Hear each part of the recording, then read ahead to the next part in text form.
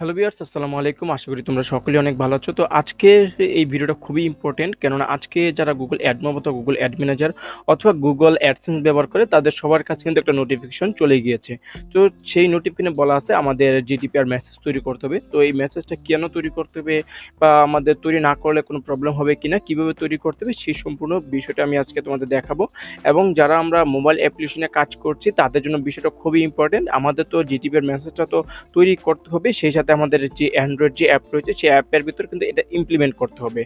তো ভিডিওটা খুবই ইম্পর্টেন্ট। তো তোমরা এই ভিডিওটা চাইলে স্কিপ করতে পারবে না আজকে, কারণ এই ভিডিওটা তোমার দেখতেই হবে এবং এই জিনিসটা তোমার করাই লাগবে। যদি তুমি এটা না করো সেক্ষেত্রে তোমার যদি অ্যান্ড্রয়েড অ্যাপ থাকে সেক্ষেত্রে তোমার অ্যাপটা কিন্তু প্লে স্টোর থেকে রিমুভ হওয়ার একটা চান্স থাকবে।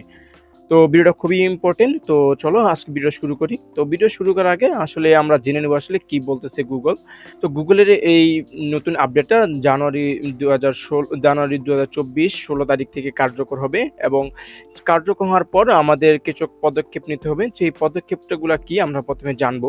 তো এখানে বলা আছে যে ইউরোপীয় ইউনিয়ন এবং ইউকে যে ইউজারগুলো রয়েছে তাদের যে পার্সোনাল কুকিজ থাকবে, থার্ড পার্টিস কুকিজ এবং তাদের যে লোকাল স্টোরেজ থাকবে সেই স্টোরেজ ব্যবহার করার জন্য তাদের থেকে অনুমতি নিতে হবে। এখন আমরা তো আর পারবো না, আমরা তো চাইলেই প্রত্যেকটা অ্যাপ আলাদা আলাদা ইউজারের কাছ থেকে তো তাদেরকে তাদের থেকে কুকিজের পারমিশন, লোকাল স্টোরেজের পারমিশন এগুলো তো আমরা চাইলে নিতে পারবো না। তাছাড়া আরেকটা ইম্পর্টেন্ট হচ্ছে গুগল কিন্তু সেই কুকিজগুলো ব্যবহার করে কিন্তু তাদের কিন্তু অ্যাড প্রোভাইড করে থাকে আরকি। তো গুগল যদি কুকিজ না নিতে পারে সেক্ষেত্রে কিন্তু গুগল তাদের কোনো অ্যাড দিতে পারবে না, বা আমরা যদি কোনো অ্যাড দিই সেক্ষেত্রে কিন্তু যে ইউরোপীয় ইউনিয়নের যে রিজনটা এবং ইউকে যে রিজনটা সেক্ষেত্রে সেখানে কোনো অ্যাড কিন্তু প্রোভাইড করতে পারবে না। তো সেক্ষেত্রে আমাদের অ্যাপে কিন্তু কোনো ধরনের কিন্তু অ্যাড কিন্তু শো হবে না। তো প্রথমে আমাদের তাদের কাছ থেকে অনুমতি নিতে হবে, দেন আমরা চাইলে তারপর আমাদের যে অ্যাডগুলো থাকবে সেই অ্যাডগুলো কিন্তু শো করাইতে পারবো। তো এটা একটা খুবই বিগ একটা আপডেট হতে চলেছে অ্যাডমবের জন্য। তো দেখা যাক আসলে 2024 সালে কি হয়, এই আপডেটটা নিয়ে নতুন কোনো আপডেট আসে কিনা। তো এখন যে আপডেট বলা হয়েছে এই আপডেটের মধ্যে আমাদের যে অ্যান্ড্রয়েড অ্যাপগুলো থাকবে সেই অ্যাপগুলোতে মাস্ট বি কিন্তু ইমপ্লিমেন্ট করাই লাগবে। তো গুগল এই কাজটা কার্যক্রম চালানোর জন্যই Google certified constant management platform তৈরি করছে, যে প্ল্যাটফর্মের মাধ্যমে গুগল কি আমাদের সেই সার্ভিসগুলো প্রোভাইড করবে। গুগল সব যে ইউজারগুলো থাকবে যখনই আমাদের অ্যাপটা ওপেন হবে তাদের কাছে একটা পপ আপ মেসেজ হিসেবে আসবে যে তারা তাদের কুকিজগুলো ব্যবহার করতে অনুমতি দিচ্ছে কিনা। যদি আমাদের অনুমতি দেয় তাহলে আমরা আমাদের অ্যাড লোড করাতে পারবো, অথবা অনুমতি না দিলে আমরা আমাদের অ্যাডগুলো শো করাতে পারবো না। তো এই ছিল মূলত হচ্ছে আমাদের যে নতুন যে ইউরোপীয় ইউনিয়ন এবং ইউকের যে ইউজার তাদের যে রুলসটা আর কি। এখন এই কাজটা কমপ্লিট করার জন্য গুগল তাদের সার্টিফাইড যে প্ল্যাটফর্ম সিএমপি নিয়ে আসছে এবং আদার আরও প্ল্যাটফর্ম আছে। গুগল বলছে যে কোনো একটা প্ল্যাটফর্মের মাধ্যমে করলেই হবে। তো যারা গুগলেরটা ইউজ করে তাদের জন্য গুগলস কিছু গাইডলাইন দিয়ে রাখছে আর কি। তো আজকে আমরা সেই গাইডলাইনটা এখন ফলো করব। তো এট ফার্স্ট আমাদের যে নোটিফিকেশনটা থাকবে যখন আমাদের অ্যাপটা ওপেন হবে সেই নোটিফিকেশনটা আমরা কিভাবে ক্রিয়েট করবো সেই বিষয়টা দেখবো। তো আমরা অ্যাপ হোক আর ওয়েবসাইট হোক সম্পূর্ণ নোটিফিকেশনটি সবার আগে তৈরি করতে হবে। তো আমি এখানে দেখিয়ে দিচ্ছি, যেহেতু আমি অ্যাডমব ব্যবহার করতেছি তাই আমি অ্যাডমবেরটা দেখিয়ে দিব। তোমরা যারা ওয়েবসাইট ইউজ করবে তাদের জন্য বিষয়টা সেমই তোমরা দেখতে পারো। তো এখান থেকে আমরা প্রথমে ক্রিয়েট আর জিডিপিআর মেসেজে ক্লিক করব, অথবা তোমরা এই অপশনটা তোমাদের প্রাইভেসি অ্যান্ড মেসেজিং অপশনে পেয়ে যাবে তোমাদের অ্যাডমবে। তো লোড হচ্ছে। এখানে আসার পর just a few step to create a GDPR message, then এখান থেকে আমাদের ক্রিয়েট জিডিপিআর মেসেজে ক্লিক করতে হবে। তো এখানে আসার পর মূলত হচ্ছে এটা আমাদের লেআউট আর কি, আমাদের যে নোটিফিকেশনটা শো করবে তার লেআউট। তো এখানে প্রথমে থাকবে আমাদের অ্যাপের লগো, তো এটা বাই ডিফল্ট গুগল নিয়ে নিবে লগোটা। দেন এখানে আসার পর আমরা দুইটা অপশন দেখতে পাচ্ছি, একটা হচ্ছে ম্যানেজ অপশন, একটা হচ্ছে কনসেন্ট অপশন। এর কনসেন্টের অর্থ হচ্ছে আমাদের সম্মতি দেওয়া আর কি। তো এখান থেকে যদি আমরা আরো কিছু অপশন দেখি যে ইউজার চুজ অন করা আছে, আমরা চাইলে এটা অফ করতে পারবো না, এটা আমাদের অনই থাকবে সবসময়। এখন আমরা যদি চাই এখান থেকে আরেকটা অপশন অ্যাড করতে পারি বাটন, সেটা হচ্ছে ডু নট কনস্ট্যান্ট মানে কনসেন্ট। তো আমরা এখানে যদি অন করে দিই সেক্ষেত্রে একটা আলাদা করে নতুন একটা বাটন আমাদের যুক্ত হবে যে ডু নট কনসেন্ট। তো ডু নট কনসেন্টের মানে হচ্ছে যে সম্মতি না দেওয়া আর কি। তো এটা আমরা দিব না, আমরা ইউজার থেকে সম্মতি নেওয়ার চেষ্টা করবো আর কি। তো আপনারা ইচ্ছা মতো সেটা ডিজাইন করবেন আর কি। তো আমি এখান থেকে এটা অফ করে দিচ্ছি। দেন হচ্ছে আমার যদি চাই যে প্রথমে যে পপ আপটা আসবে সেই পপ আপটা আসলে ক্লোজ করা যায়, ক্লোজ করার জন্য এখানে ক্লোজ নামে একটা অপশন চলে আসছে। তো এখানে বলা আছে ডু নট কনসেন্ট। তো এখানে যদি ক্লোজ করে দেয় সেক্ষেত্রে কিন্তু সে অনুমতিটা নেওয়া হয় না আরকি। তো আপনি যদি চান সেক্ষেত্রে ক্লোজ বাটনটার উপরে এড করতে পারেন। তো আমি যদি এখানে অন করে দিই সেক্ষেত্রে দেখতে পাচ্ছেন উপরে কিন্তু ক্লোজ বাটন কিন্তু চলে আসছে। তো আমি আসলে চাচ্ছি না। আমি চাচ্ছি যে তাদের কাছ থেকে অনুমতি নিয়ে অ্যাডটা শো করার জন্য, সেক্ষেত্রে আমি এটা অফ করে দিব। তো এই ২ টি অপশন আপনার তৈরি করে আপনার পছন্দ মতো করে নিতে হবে আরকি। আপনি যদি চান সেক্ষেত্রে এটা ইউজ করতে পারেন অথবা এটা ইউজ করতে পারেন। দেন আমাদের চলে যেতে হবে সিলেক্ট অ্যাপের মধ্যে। এখান থেকে আমাদের যে অ্যাপগুলা থাকবে সে সবগুলো অ্যাপের লিস্ট চলে আসবে এবং কোন অ্যাপের মধ্যে আপনি এড করতে চান তাকে টিক মার্ক করতে হবে। তো আমি এখান থেকে উ দেখানোর পারপাসে আমি এখান থেকে এই অ্যাপটাকে চুজ করে নিচ্ছি। দেন এই অ্যাপের যে প্রাইভেসি পলিসিটা আমাদের থাকে সেই প্রাইভেসি পলিসির লিঙ্কটা এখানে কিন্তু দিতে হবে। তো আমি এখান থেকে প্রাইভেসি পলিসির লিঙ্কটা দিয়ে দিচ্ছি। দেন এখান থেকে আমি সেভ এ ক্লিক করে দেব। তো আমাদের প্রাইভেসি পলিসির লিঙ্কটা কিন্তু দেওয়া হয়ে গেছে। দেন আমি এখানে কনফার্ম এ ক্লিক করব। তারপর হচ্ছে আমাদের যে টার্গেট থাকবে, তো আমাদের টার্গেটিং এ আমরা চলে যাই। তো বাই ডিফল্ট টার্গেট এখানে জিডিপি হিসেবে আমাদের ইউরোপিয়ান কান্ট্রি এবং ইউনাইটেড কিংডম সিলেক্ট হয়ে রয়েছে। তো আমরা চাচ্ছিলাম শুধুমাত্র এই কান্ট্রি গুলার জন্যই। তো এই কান্ট্রি গুলার জন্য চাইলে বাই ডিফল্ট সিলেক্ট করাই থাকবে। তুমি যদি সবার জন্য চাও সেক্ষেত্রে এভরিহোয়ার সিলেক্ট করতে পারো। তো আমি এটাতেই সিলেক্ট করে দেব।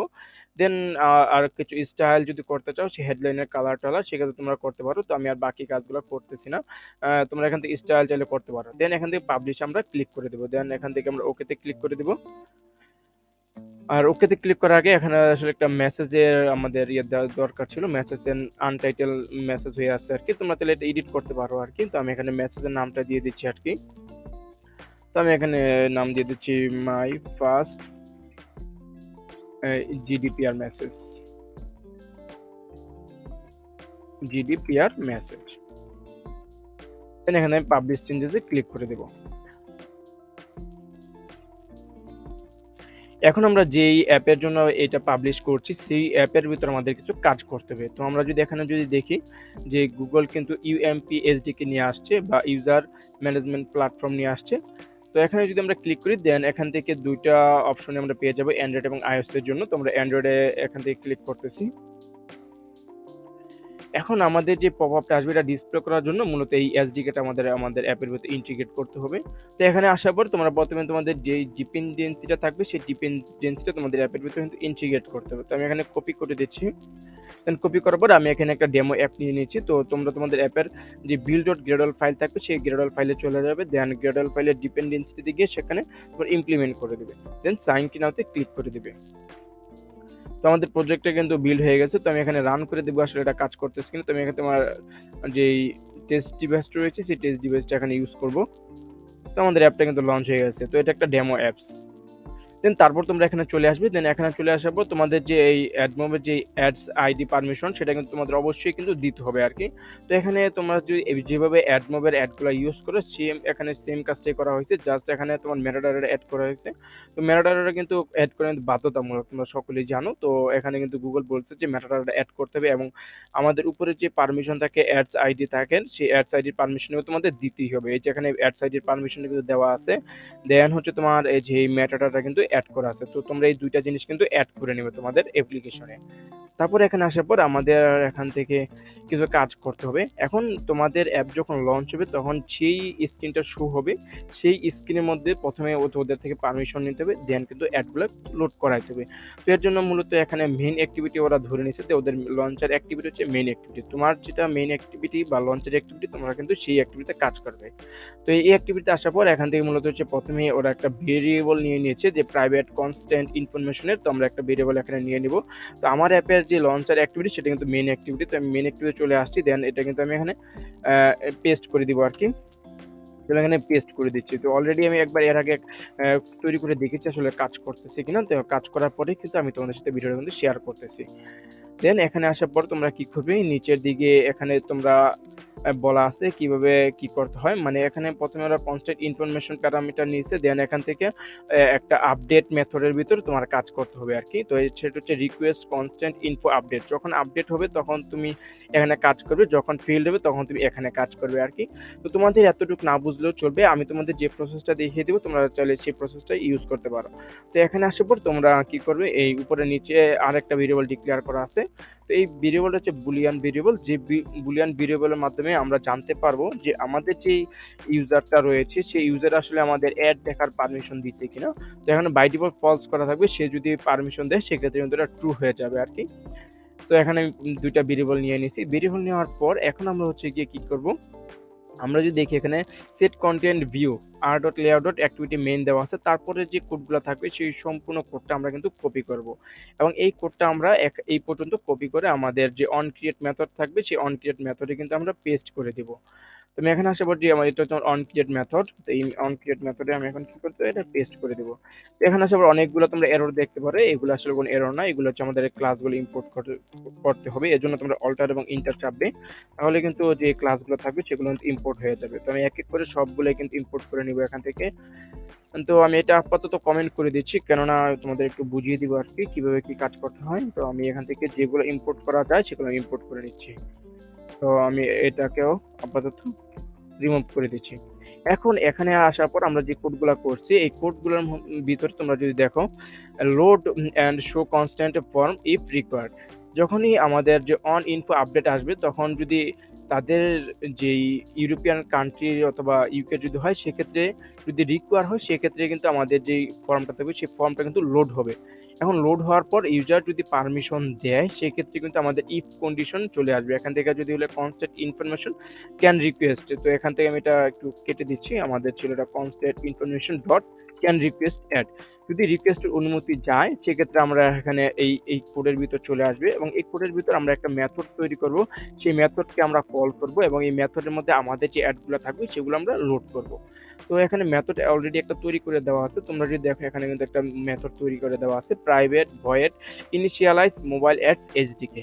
তো এই মেথডের মধ্যে প্রথমেই আমি কপি করে নিচ্ছি, তারপরে তোমাদের বোঝাচ্ছি আসলে কি করতে হবে। তো মেথড যেহেতু সেক্ষেত্রে আমাদের অন ক্রিয়েট মেথডের বাইরে কিন্তু এটা পেস্ট করতে হবে, তো আমি অন ক্রিয়েট মেথডের বাইরে কিন্তু পেস্ট করে দিচ্ছি। তো এই মেথডে যদি দেখি আমরা প্রথমেই কি কন্ডিশন আছে, যদি মোবাইল অ্যাড ইনিশিয়ালাইজ যে কল্ড যদি আমাদের অ্যান্সারটা ট্রু হয়, মানে যদি ইউজার যদি আমাদের যদি ইউজ করার যদি অপশনে যদি ক্লিক করে অথবা আমরা যদি পারমিশন দেয় সেক্ষেত্রে কিন্তু আমরা কিন্তু ট্রু পাবো এবং যদি ট্রু হয় সেক্ষেত্রে আমরা রিটার্ন করে দেবো আমাদের যে ভ্যালুটা আছে সেই ভ্যালুর মধ্যে আর কি। তো রিটার্ন করে দেওয়ার পর আমরা কিন্তু আমাদের যে অ্যাডগুলো থাকবে সেগুলো কিন্তু আমরা ইনিশিয়ালাইজ করতে পারি। এখানে কিন্তু বলা আছে মোবাইল অ্যাড ডট ইনিশিয়ালাইজ। তো এরপর আমাদের ইন্টারস্টিশিয়াল ব্যানারের সবগুলো অ্যাড কিন্তু আমরা এখানে কিন্তু লোড করব।